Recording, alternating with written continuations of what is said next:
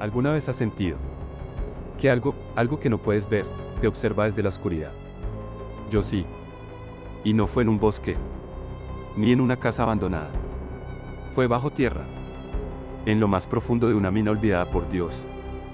Un lugar donde el oro brilla, pero la muerte susurra desde las sombras. Ahí, escuché mi nombre, pero no en una voz humana. No. Era algo más, algo que no debería existir. Y lo peor es que lo vi. Vi eso. Algo que ningún ser humano debería presenciar. Ahora, te voy a contar lo que ocurrió bajo la serranía de San Lucas. Pero te advierto, si decides seguir escuchando, prepárate. Porque después de esto, no vas a dormir igual esta noche.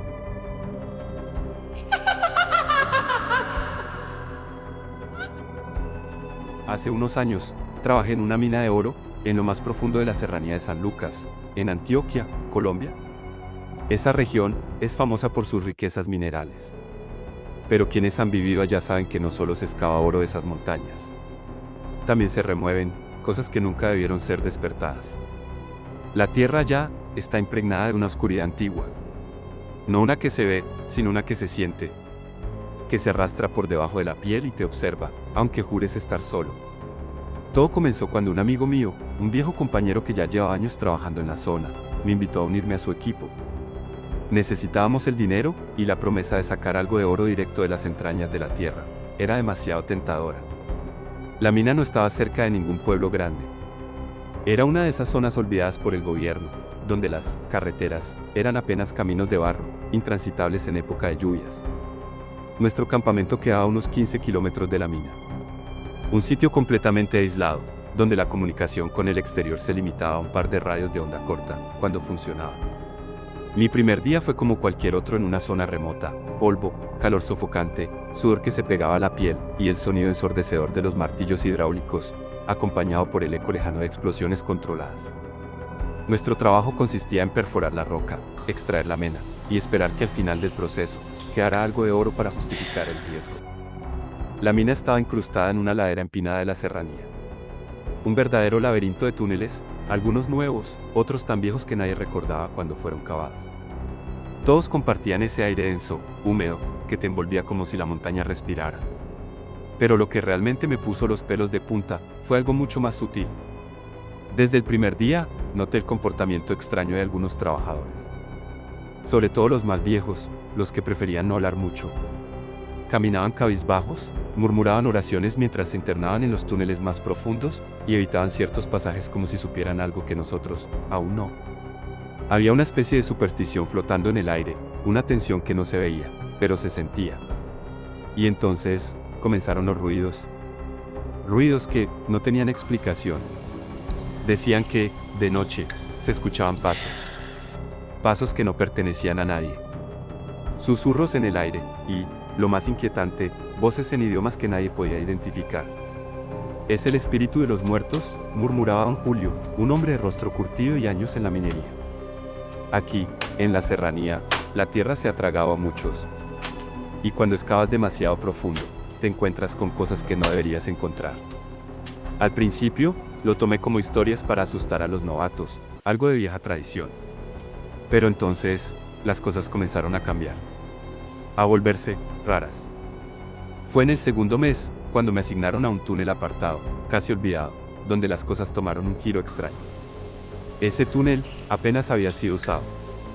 La entrada estaba bloqueada, como si el mismo lugar quisiera mantenerse oculto. La tierra y los escombros habían sellado el paso. Después de días de arduo trabajo, por fin despejamos el camino y accedimos a la mina vieja. Era un lugar oscuro, frío, con las paredes mojadas, cubiertas de musgo. El aire, denso, como si todo a su alrededor estuviera muerto. Pero lo peor no era eso. No. Lo peor era el olor. Un olor extraño. A tierra podrida. A algo que había muerto y ya no debía estar ahí. Una noche, mientras trabajábamos en esa zona, algo sucedió. Estábamos con Alfredo, mi compañero. Él estaba más allá de la entrada, en la parte más profunda. De repente, un ruido, un crujir, como piedras cayendo. Pero no venía de la entrada del túnel, no. El sonido venía de más adentro. De lo profundo, de la oscuridad. Alfredo, lejos, apenas podía oírlo, el motor de la máquina lo ahogaba. Pero yo escuché lo que nadie más escuchaba. Pasos. Claros. Distintos. Y susurros. Susurros que decían mi nombre.